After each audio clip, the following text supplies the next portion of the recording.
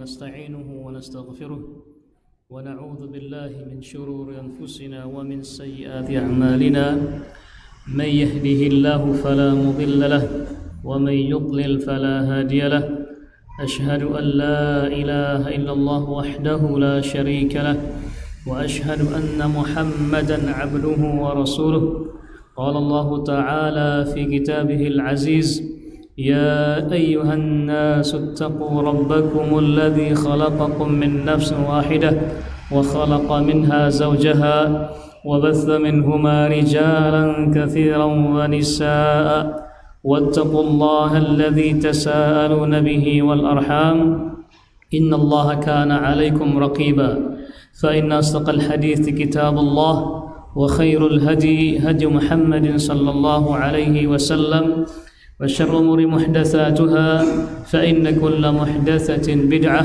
وكل بدعة ضلالة وكل ضلالة في النار أما بعد إخواني أعزائي rahimani wa rahimakumullahu jami'an.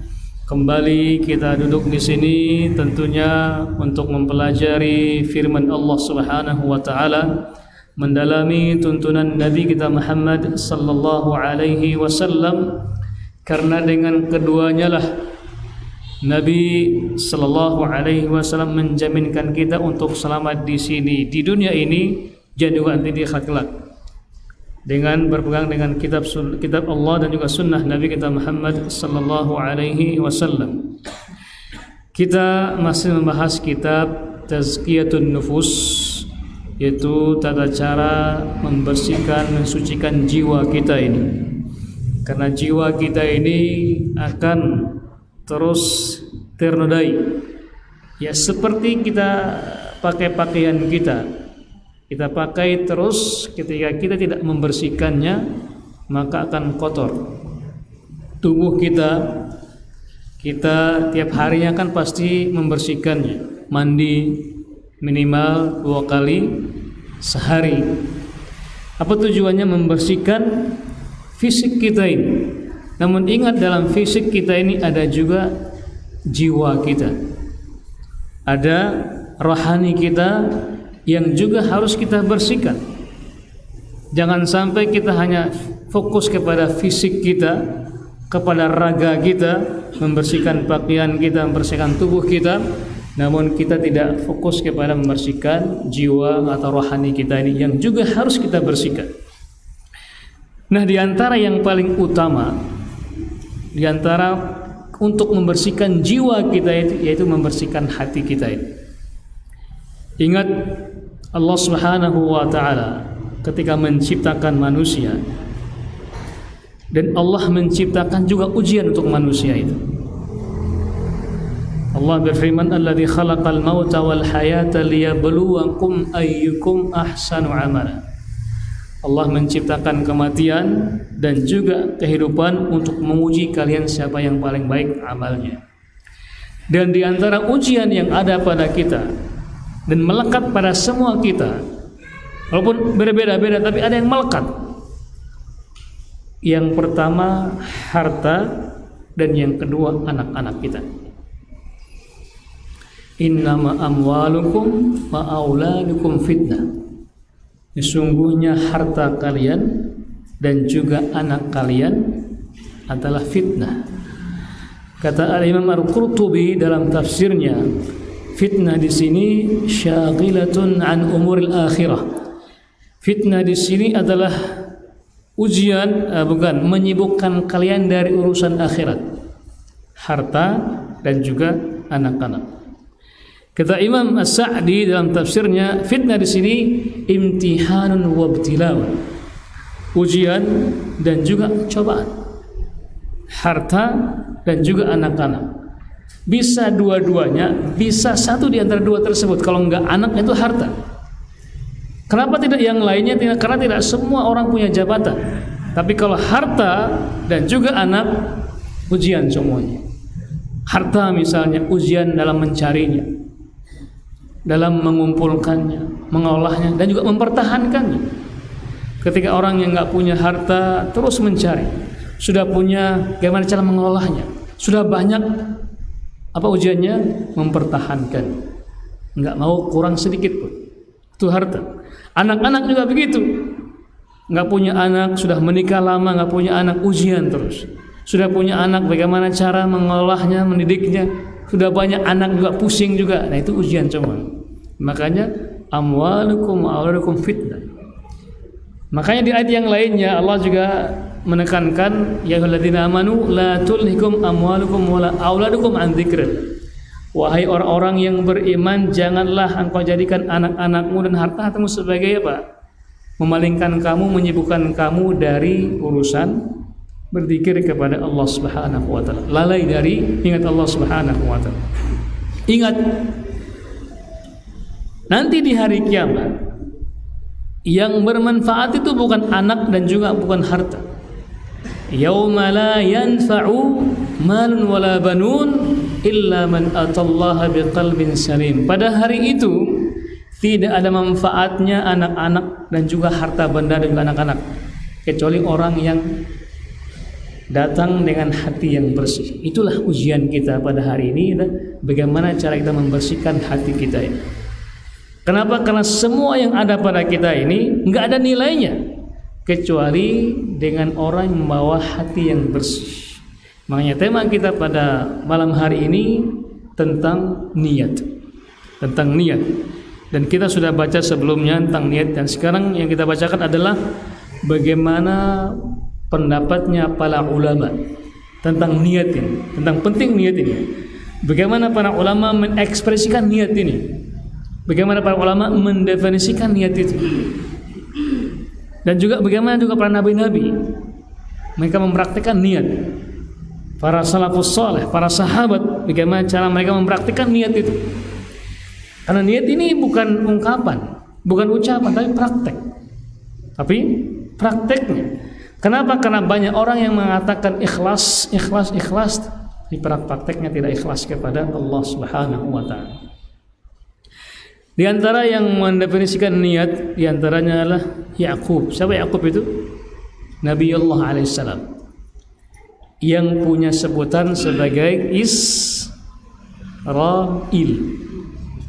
Jadi kita mengatakan negara Yahudi, bukan negara Israel. Karena Israel itu adalah sebutan lain dari nama Nabiullah Ya'qub alaihissalam. Israel itu artinya hamba Allah, bahasa Arabnya Abdullah. Dan anak-anaknya dikatakan Bani Israel. Dan nabi-nabi setelahnya itu, terakhir Nabi Isa alaihissalam itu diutus untuk Bani Israel, bukan untuk semua umat. Dan itu tertulis rapi dalam Injil bahwasanya Nabi Isa itu diutus untuk Bani Israel, bukan untuk umat manusia. Kalau Nabi Muhammad untuk manusia, untuk semua manusia, bahkan jin pun Nabi diutus untuk bangsa jin. Nabi Muhammad SAW. Nah, Nabi Ya'qub, apa kata beliau? Al-mukhlisu man yaktumu hasanatihi kama yaktumu sayyi'atihi. Orang yang ikhlas itu adalah orang yang mampu menyembunyikan kebaikannya sebagaimana dia menyembunyikan keburukan-keburukan atau aib-aibnya. Kita pasti punya aib. Kalau seandainya Allah tidak nutupi aib kita, maka akan terbongkar siapa kita sebenarnya. Karena rahmat Allah sehingga kita tampil baik di hadapan manusia. Ibaratnya kalau batu es itu yang muncul itu sedikit di permukaan, tapi yang dalamnya sangat banyak sekali. Itulah aib kita. Laula satrullah, kalau seandainya Allah tidak menutup aib kita, maka muncullah borok-borok itu. Tapi karena Allah menutup aib kita, hanya kita seperti ini. Makanya kata orang yang ikhlas itu orang yang mampu menyembunyikan kebaikannya seperti menyembunyikan aib-aibnya. Itulah orang yang ikhlas kepada Allah Subhanahu wa ta'ala. Dia tidak mengumumkan kepada siapapun. Biarlah Allah yang Maha tahu. Bahkan dia tidak mengiklankan ikhlasannya itu. Dia tidak memamerkan keikhlasannya. Kenapa? Karena keikhlasan itu adalah amalan hati, bukan amalan yang harus dipamerkan. Lihatlah para sahabat. Mereka itu orang-orang yang Masya Allah berjuang dengan hati mereka untuk mendapatkan surganya Allah Subhanahu wa ta'ala. Mereka meninggalkan dunia demi untuk mendapatkan surganya Allah Subhanahu wa ta'ala. Pernah dengar sahabat yang bernama Julaibib enggak? Bukan Abu Dahdah.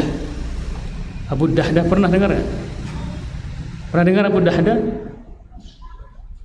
Hah? Abu Dahdah. Belum? Sudah pernah dengar belum? Yang lainnya belum? Belum ya? Yang belum tanyakan kepada yang sudah. Ada yang sudah belum? Abu Dahdah ini di Madinah dikenal dengan sosok sahabat yang punya kebun kurma, isinya apa? Sittumi anakhlah. Berapa terjemahannya? 600 pohon kurma. Kalau satu pohon kurma dengan pohon kurma yang lainnya jaraknya 5 meter. Berapa luas area tanahnya itu? Kalau jumlahnya 600 pohon kurma, berapa luasnya itu? Ayo matematika berapa tuh? Berapa puluh hektar? Berapa? Nggak kehitung? Bisa dihitung. Karena jaraknya dia kurma itu dengan yang lain 5 meter. Biar buahnya rindang. Jangan dekat-dekat. Boleh 3 meter bisa, tapi buahnya nggak lebat. Tapi yang bagus tuh 5 meter. 5 meter kali 600, berapa luasnya? Berapa ribu? Berapa puluh hektar? 3.000 hektar? 35.000 meter persegi. Ya. Berapa hektar tuh? 3 hektar? 35 hektar. Masya Allah. Di suatu ketika di Madinah, Nabi SAW sedang bercengkrama dengan para sahabat-sahabat. Tiba-tiba ada datang seorang anak yatim mengadu kepada Nabi SAW. Apa pengaduannya? Jadi anak yatim ini punya kebun yang berdampingan dengan tetangganya, enggak kebun juga. Anak yatim ini ingin bangun pagar keliling. Cuman dia tidak bisa bangun karena ada satu pohon kurma yang menghalangi, yang milik tetangganya. Dia sudah minta ke tetangganya itu untuk ya dikasih saja katanya, atau minimal dia beli. Cuman kata tetangganya ini, lah katanya, tidak. Ya akhi katanya, kamu kan punya puluhan pohon kurma, cuma satu masa nggak bisa? Jual aja, jual pun nggak mau dia. Paling ngasih kan? Jual pun nggak mau, paling ngasih. Akhirnya dia datang kepada Nabi minta syafaat agar Nabi bisa melobi dia ini agar ya dijuallah pohon kurma itu, diberikan kepada anak yatim ini. Dia berikan kepada dia, kisahkan ceritanya kepada Nabi SAW karena anak yatim ini. Kata Nabi, panggil dia katanya. Dipanggillah tetangganya kebunnya ini. Setelah lama bercengkrama, kata Nabi, ya Abdullah katanya, i'tihin nakhlah, berikanlah pohon kurma ini kepada dia. Kata orang ini, la katanya, tidak. Masya Allah. Nabi sudah ngulang yang pertama. Yang kedua, a'tihin nakhlah, la katanya. Yang terakhir, a'tihin nakhlah walaka nakhatun fil jannah. Wahai saudaraku, berikanlah satu pohon kurma ini agar dia bisa bakun, kita mau keliling, dan engkau mendapatkan satu pohon kurma di surga. Kata orang ini, lah.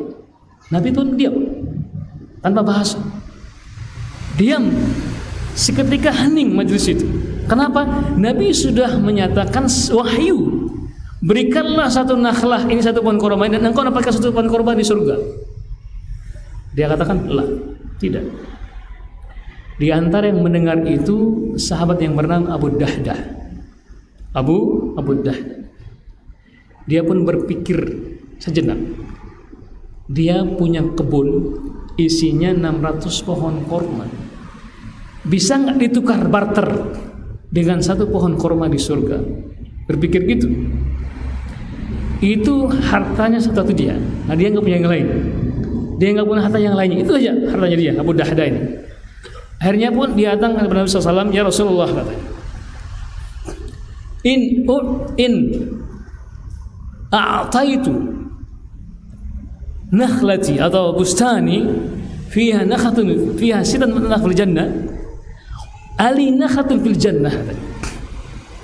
Saya ulang lagi lafadznya itu, ya Rasulullah, kalau seandainya aku berikan pohon kebun ini yang fiha situ bi anakhla, yang mana itu ada 600 pohon kurma, aku barter dengan satu pohon kurma ini, apakah aku juga bisa mendapatkan satu pohon kurma di surga? Kata Rasulullah, nah, iya, kata. Akhirnya Abu Dahda ini datang bertransaksi dengan yang punya satu pohon kurma ini.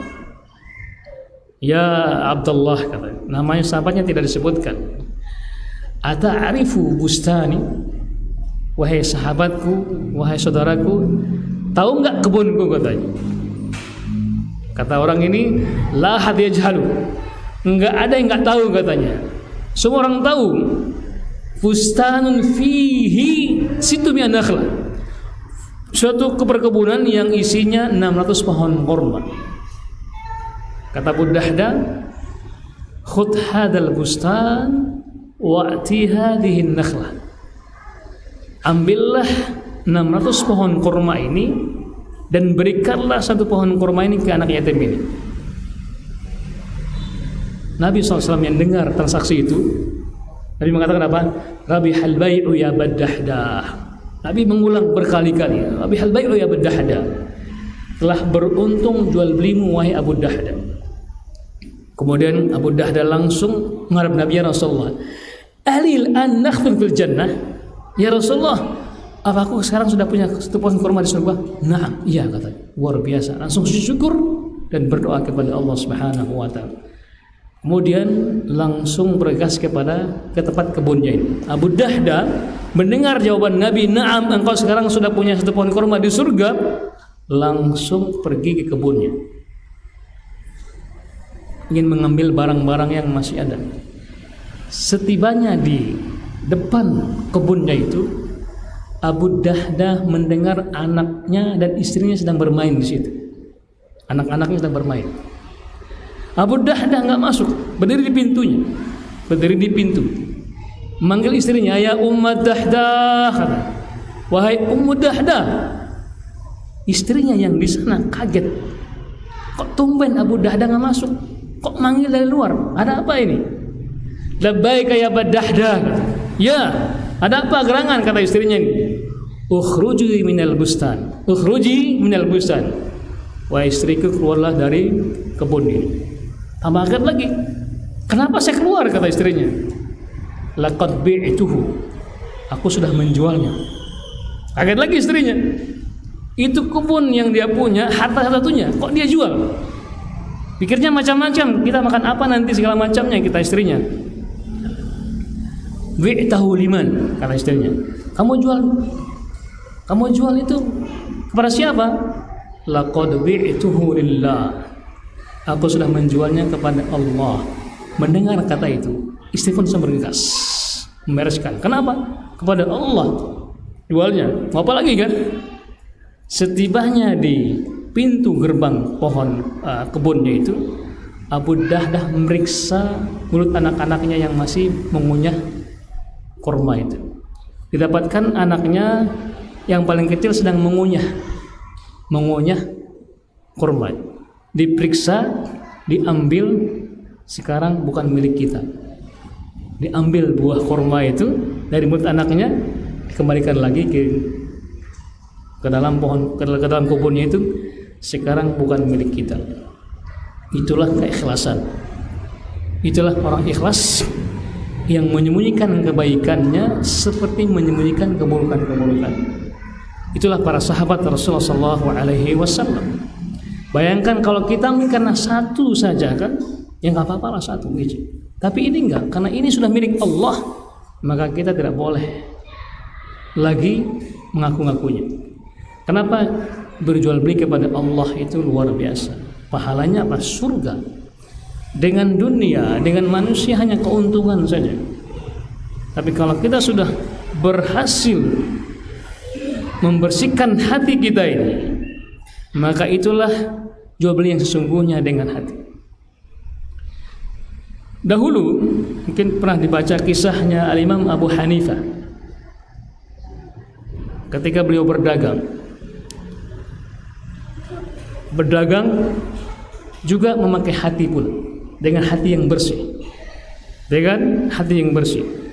Suatu ketika ini diceritakan kan ya, Abu Hanifah dengan seorang pembeli. Imam Abu Hanifah ini punya toko. Ketika beliau berada di tokonya, ada seorang membeli baju. Baju itu sangat mahal sekali harganya. Beliau membeli 10. Datang orang ini dengan uangnya pas-pasan. Ketika itu pas ada Abu Hanifah yang sedang menjaga tokonya. Datang orang ini beli baju itu. Kata orang ini, ya wahai pedagang, aku punya uang sekian, tapi aku mau baju ini. Itu harganya dari uang yang dibawa tidak sampai 1/4 dari jumlah harganya itu. Tapi karena dia datang dengan luar biasa, Imam Abu Hanifah juga dengan jual beli yang demikian, karena dia menjualnya bukan karena manusia tapi karena Allah Subhanahu wa taala. Jadi ada transaksi itu. Karyawannya kaget. Wahai imam, katanya, bukankah itu sangat mahal sekali? Kenapa engkau mampu menjualnya dengan murah gitu? Kata Imam Abu Hanifah, aku sudah punya 10 dan yang 9 sudah laku semuanya, dan untungnya sudah tercover, sudah lebih untungnya. Kalau aku mengasihnya, maka itu sudah ada untungnya. Hanya dia ambil uangnya, diberikan baju tersebut. Kenapa? Karena kita berjualan. Harta itu kan yauma la yanfa'u man wala banun illa man atallaha biqalbin salim. Jadi untuk mengurus harta anak-anak butuh hati yang bersih, hati yang salim. Salim di sini kata Imam Ibnu Katsir, salima minasyirk, bersih dari segala macam kesyirikan. Kita harus ikhlas kepada Allah Subhanahu wa taala. Makanya orang yang ikhlas apa? Orang yang mampu menyembunyikan kebaikannya sebagaimana dia mampu menyembunyikan aib-aibnya. Berikutnya berkata Al-Imam As-Susi. As-Susi itu diantara imam qiraah as-sab'ah. Qiraah as-sab'ah itu bacaan qiraat yang 7 itu, yang muttafaq alaih. Ada 7 cara macam baca Al-Quran. Ada yang bilang 10, yang 10 itu masih mukhtalaf, masih berbeda pendapat. Yang 7 yang muttafaq. Ada qiraat Warash, ada Khalaf, ada apa lagi? Alwi? Ada 7 cara baca Quran. Ada qiraat Warash, ada Hafiz yang berkaitan Hafiz. Ya, Hafiz, ada riwayat, ada qiraat. Ada Hafiz, ada Khalaf, ada Ibnu Katsir dan banyak lagi yang lain, 7 yang muttafaq alaih. Mungkin antum pernah lihat mushaf yang seharusnya alladzina yu'minun, tulisannya alladzina yu'minun. Ya. Al-Qur'anul Karim qaf, kalau lewat Khalaf itu atau Warash itu Al-Qur'anul Karim pakai satu titik fa, bukan qaf. Nah, ini imamnya As-Susi, ini imamnya atau ulama Al-Qur'an. Apa kata beliau? Al-ikhlasu faqdu ru'yatil ikhlas. Jadi ikhlas itu adalah kita nggak pernah kelihatan bahwasanya kita pernah ikhlas. Jadi orang yang ikhlas itu orang yang melupakan keikhlasan, merasa dirinya belum pernah ikhlas. Itulah orang yang ikhlas. Kenapa? Faman syahada fi ikhlasin ikhlasa faqad ihtaja ikhlasun ila ikhlas. Jadi barang siapa yang merasa bahwa dia sudah ikhlas, maka ikhlasnya itu membutuhkan ikhlas lagi. Jadi barang siapa yang merasa bahwasanya dia sudah ikhlas, maka dia belum ikhlas. Dia belum ikhlas. Karena ikhlas itu bukan perasaan. Ikhlas itu nilai yang Allah nilai, bukan kita yang menilai. Bisa ngerti ya? Ikhlas itu bukan kita yang merasakannya, bukan kita yang menjiwainya, tapi ikhlas itu adalah nilai yang Allah nilai, bukan kita yang menilainya. Kenapa? Karena ikhlas itu butuh kekuatan hati dan ketulusan jiwa untuk bisa mendapatkannya, bukan hanya sebatas ungkapan dan juga perasaan. Kalau kita merujuk kepada para sahabat, para salafus saleh, ikhlas itu adalah butuh perjuangan yang sebenarnya. Ikhlas itu butuh perjuangan. Ada sahabat yang bernama Julaibib. Pernah dengar? Pernah dengar nggak? Nah, aneh lagi nih. Pernah dengar nggak? Pernah dengar nggak? Kalau Abu Bakar, Umar kan tersohor kan? Ya Abu Dahda, Julaibib, belum pernah lagi? Belum pernah ya? Mau dengar kisahnya? Mau ya? Mau.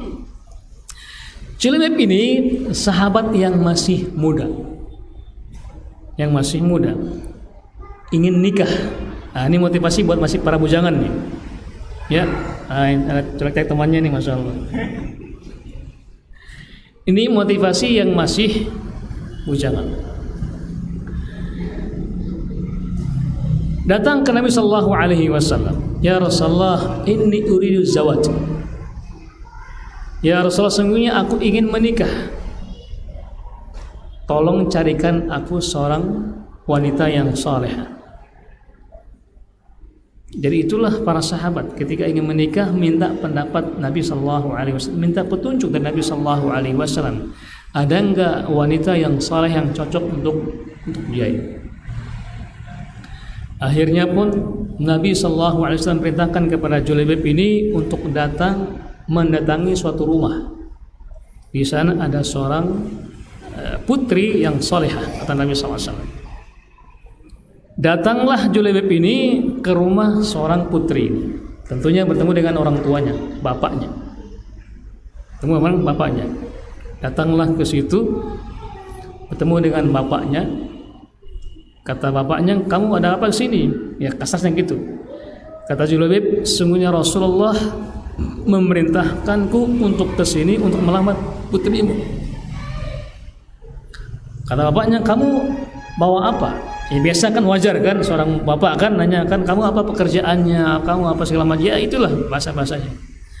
Kata dia, "Ini aku nggak punya apa-apa, tapi Rasulullah nyuruhku demikian." Bapaknya nolak, nggak usah.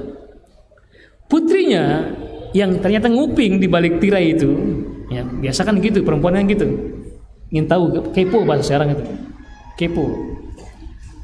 Setelah anak Julaibib pergi, putrinya ini langsung bertanya ke bapaknya, "Ya wahai abati, wahai abati, kenapa engkau tolak dia?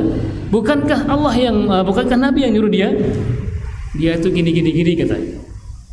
Kata anaknya yang soleha ini, ya abati, katanya, "Bukankah ketika Allah yang menyuruh dan Nabi yang memutuskan, idza qadallahu wa rasuluhu," ya, ketika Allah sudah memutuskan dan Nabi yang sudah memutuskan, "Wa ma kana lil mu'minin wala mu'minatin idza qada rasuluhu," jadi tidak sepantasnya orang yang mukmin laki perempuan ketika Allah yang memutusnya, maka tidak pilihan lain bagi orang itu kecuali untuk mentaati firman Allah dan Rasulnya. Jadi nggak ada pilihan lain. Kalau Allah sudah memutuskan A, Nabi sudah memutuskan B, maka kita harus mentaati itu. Itulah firman Allah yang diucapkan kepada bapaknya ini. Akhirnya pun kata bapaknya, "Oke, kita terima," katanya. Nah, ketika sudah diterima, diputuskanlah harganya sekian, artinya untuk walimah dan segala macamnya. Dan ternyata ini orang ini, Julaibib ini tidak punya uang, tidak punya uang sama sekali, tidak punya uang sama sekali. Dia minta pendapat Nabi Shallallahu Alaihi Wasallam. Akhirnya Nabi menyuruh sahabat untuk mengumpulkan dana. Terkumpulkan dana untuk biaya walimahan itu. Untuk biaya walimahan. Di malam harinya datang seruan jihad.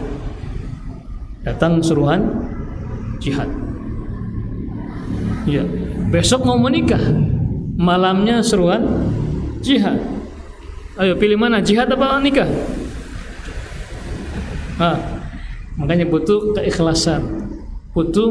keikhlasan hati yang paling kuat, ketulusan jiwa yang paling bersih di sini. Besok mau menikah atau mau jihad ini? Akhirnya Julaibib memintakan apa? Memutuskan untuk uang yang dikumpulkan untuk mahar ini diberikan alat untuk perang, berikan kuda. Akhirnya dia berjihad di jalan Allah Subhanahu wa taala. Dan Allah takdirkan di hari jihad itu Julaibib mati.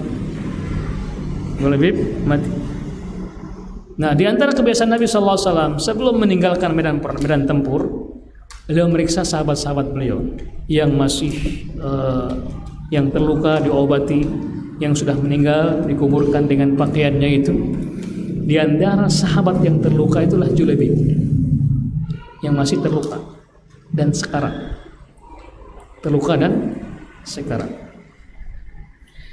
Dipeganglah Julaibib ini, dipangkulah oleh Nabi sallallahu alaihi wasallam Julaibib ini.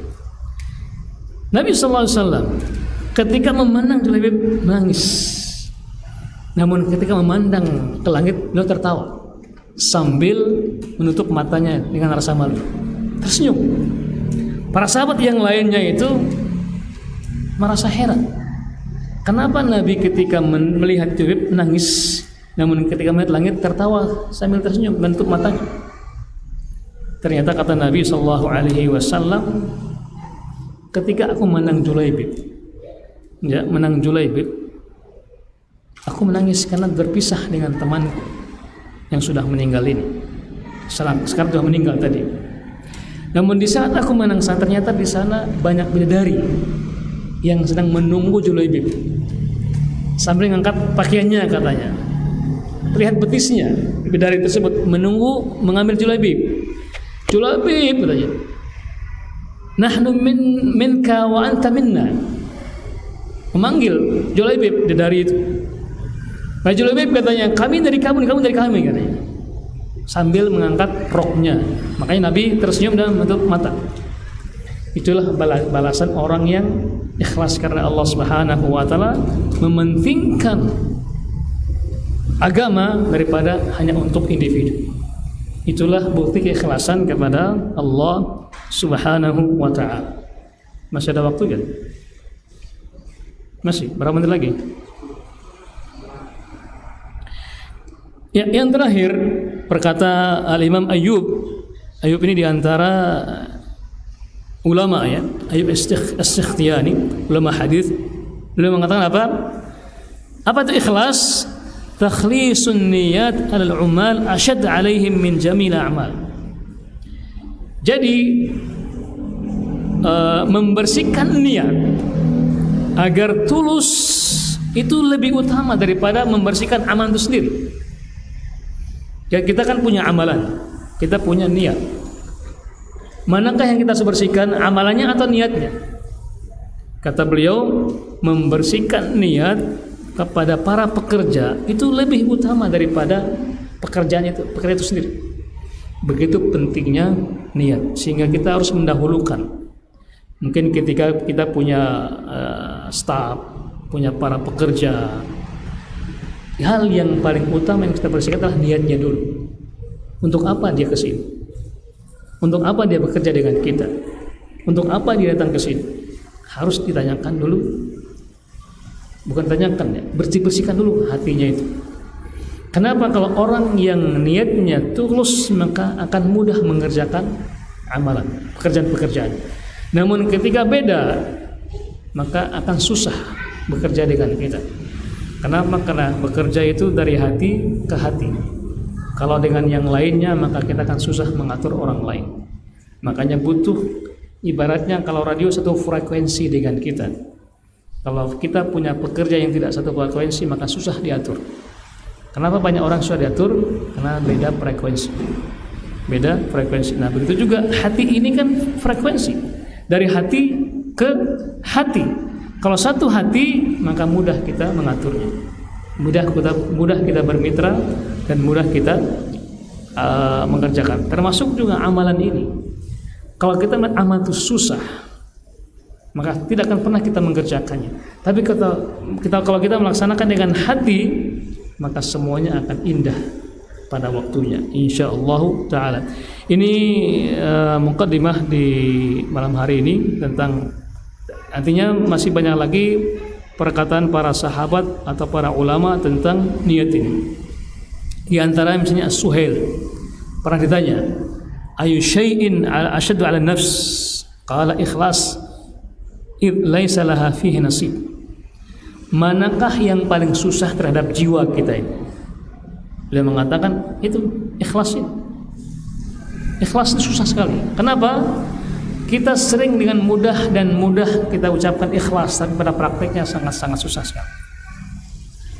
Kemudian yang terakhir itu berkata Fudail bin Iyad rahimahullahu taala. Apa kata beliau? Tarkul amal min ajli nas riya'un. Al-amalu min ajli nas syirkun wal ikhlasu ayu'afiyaka Allah minhuma. Jadi meninggalkan amalan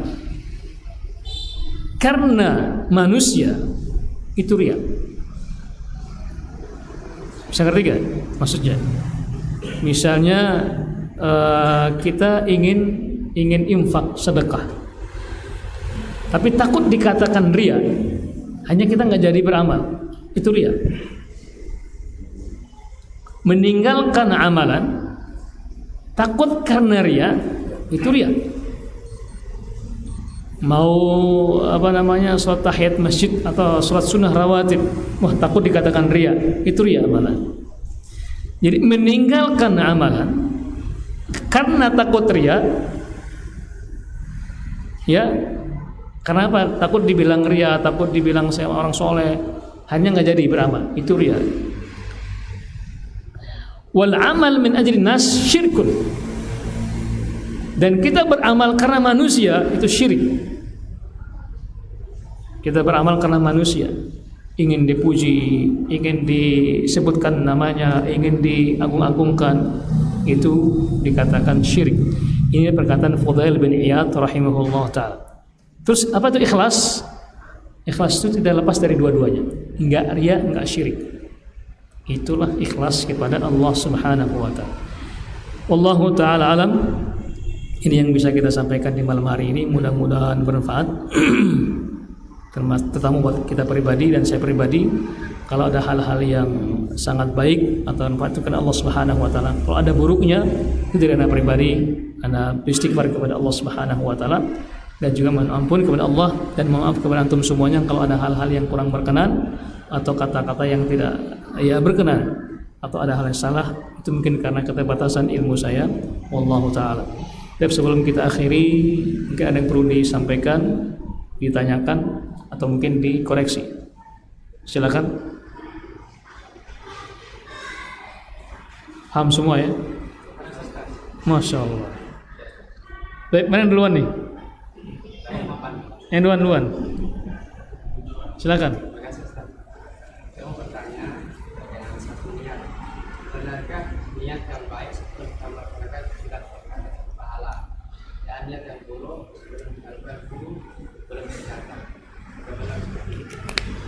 Nah, saya ulang pertanyaannya, benarkah niat yang baik itu akan ditulis kebaikan walaupun kita tidak melaksanakan, atau kebalikan? Ini ada hadis Nabi sallallahu alaihi wasallam, hadis Imam Al-Bukhari dan juga Imam Muslim. Apa bunyinya? Man hamma bihasanatin wa lam ya'malha kutiba lahu hasanah. Kama qala Nabi sallallahu alaihi wasallam. Barang siapa yang berkeinginan keras untuk mengamalkan satu kebaikan, kemudian dia belum sempat melaksanakannya karena uzur yang syar'i, maka bagi dia satu kebaikan. Bagi dia satu kebaikan. Kemudian kebalikannya, wa man hamma bihasanatin, dan barang siapa yang berniat untuk melaksanakan keburukan, kemudian dia tidak melaksanakan, yang enggak jadi, maka dia juga dihapus dari dia keburukan, atau dia juga mendapatkan kebaikan karena meninggalkan keburukan. Itu baru berkeinginan, artinya mau berniat, belum mengamalkan. Begitu pentingnya niat, mau mengamalkan saja nggak jadi karena ada alasan yang syar'i, kita mendapatkan satu kebaikan. Itu hadis Nabi Shallallahu Alaihi Wasallam. Baik, dari ayahanda yang belakang nah. Maaf, saya berada di luar tema. Karena saya sendiri tadi ragu, Pak Ustaz. Apakah Bismillah itu termasuk dalam istilahnya rukun Fatihah? Kalau memang di luarnya. Yang kedua, dalam pembacaannya Ustaz, ada dua hal yang di telinga saya. Saya dengar ada yang bilang Maliki Yaumiddin, berarti 2 rakaat yang dipakai. Ada yang bilang Maliki Yaumiddin, ada rakaat yang dipakai. Mohon penjelasan itu aja dulu Ustaz. Berapa waktu tadi? Masih ada waktu nggak? Masih ya? Berapa menit lagi? 5 menit lagi ya? Mudah-mudahan cukup ya. Masalah bacaan basmalah itu Bismillahirrahmanirrahim. Itu para ulama qurra yang 7 berapa? Ada deh? Masih ya? Itu berbeda pendapat. Ahli qiraat itu berbeda pendapat tentang basmalah itu. Termasuk juga 4 mazhab itu, Imam Abu Hanifah, Imam Malik, Asy-Syafi'i, dan Imam Ahmad. Perbedaan yang pertama adalah apakah basmalah bagian dari Al-Fatihah? Itu induk permasalahannya. Apakah basmalah itu bagian dari Al-Fatihah atau bukan? Imam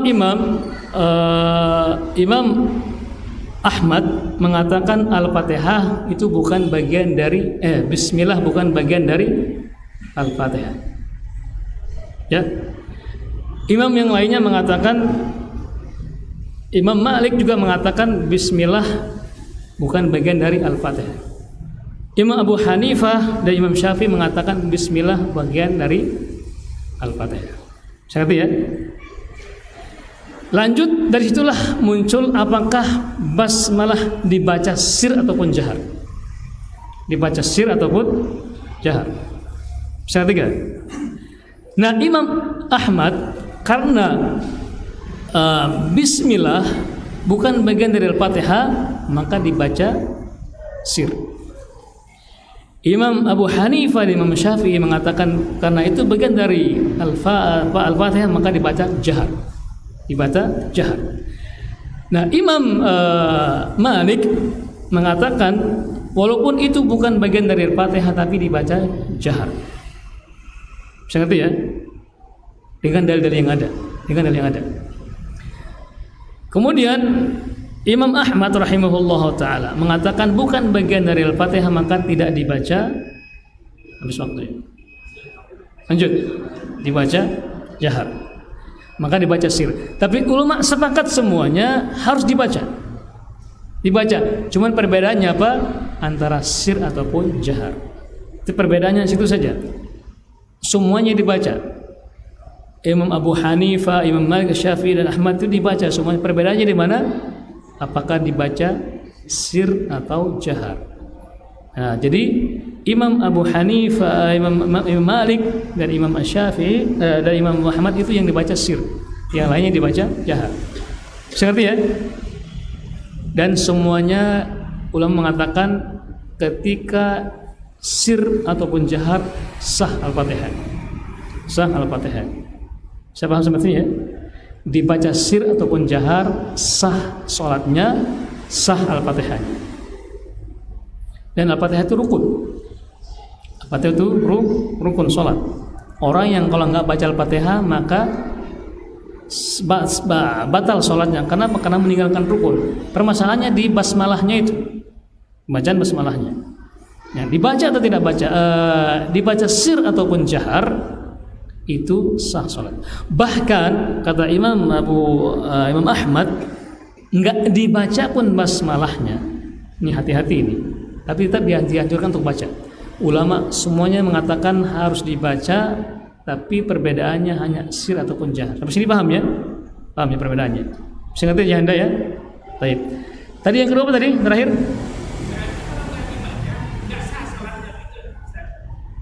Nggak dibaca.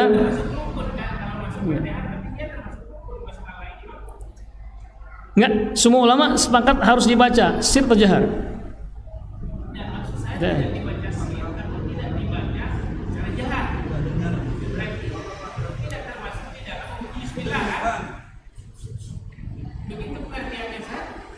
Nggak, makanya awal dari perbedaan pendapat itu apakah basmalah atau bukan, kan awalnya itu.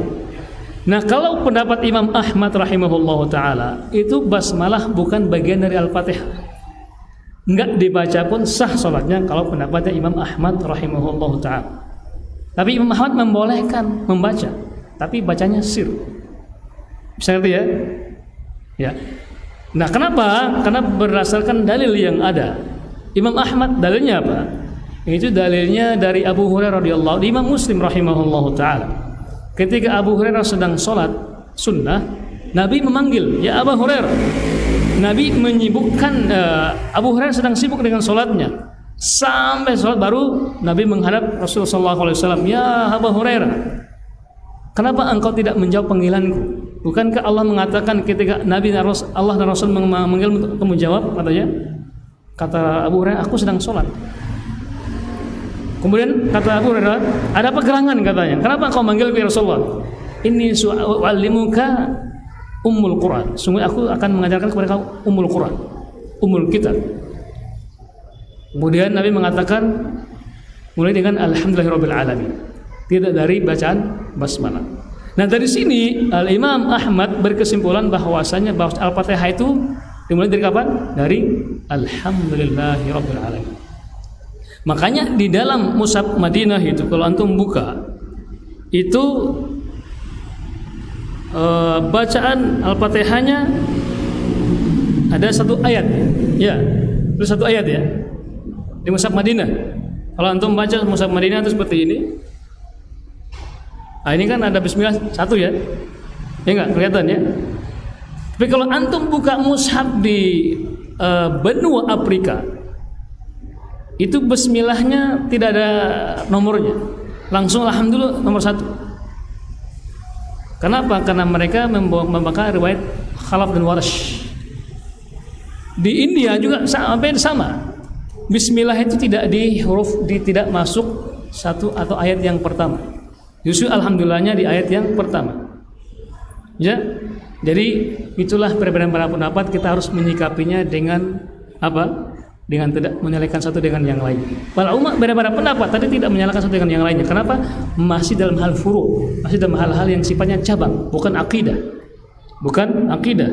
Makanya yang baca sah sholatnya, yang tidak pun sah sholatnya. Bisa ngerti ya?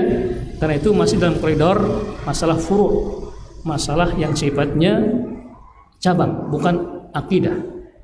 Bisa ngerti ya Anda ya? Wallahu ta'ala. Yang terakhir tadi apa tadi? Bacaan apa namanya itu Malik Yaumiddin, ada yang mengatakan dua harakat dalam pembacaannya. Saya katakan Malik Yaumiddin. Ya, dalam riwayat Hafs an Asim tentang qiraat baca basmalah ini, di Maliki itu ada dua bacaan. Ada yang baca Malik Yaumiddin, ada yang baca Malik Yaumiddin. Dua-duanya benar. Itu dua-duanya dari Hafs an Asim. Jadi ulama qari itu Maliki dengan Maliki bacanya sama. Sama-sama benar. Beda riwayat, tapi satu riwayat perawi yaitu dari Asim, Hafs an Asim. Dua-duanya benar karena satu maknanya. Kecuali di surat An-Nas. Gimana punya itu? Malikin Nas ya. Ya, harus baca itu panjang. Ya. Gimana Nas itu punya? Malikin Nas kan? Malikin Nas atau Malikin Nas? Malikin Nas. Itu satu bacaan. Satu bacaan Malikin Nas. Nggak boleh dua. Tapi kalau Al-Fatihah bisa dua. Bisa Malikin Nas, bisa Maliki Yaumiddin, bisa Maliki Yaumiddin. Malik artinya pemilik, Al-Malik artinya raja. Bisa ngerti ya? Cukup ya? Cukup. Kita akhiri dengan doa majelis. Subhanaka wa bihamdika asyhadu an la ilaha illa anta wa astaghfiruka wa atubu ilaik. Assalamualaikum warahmatullahi wabarakatuh.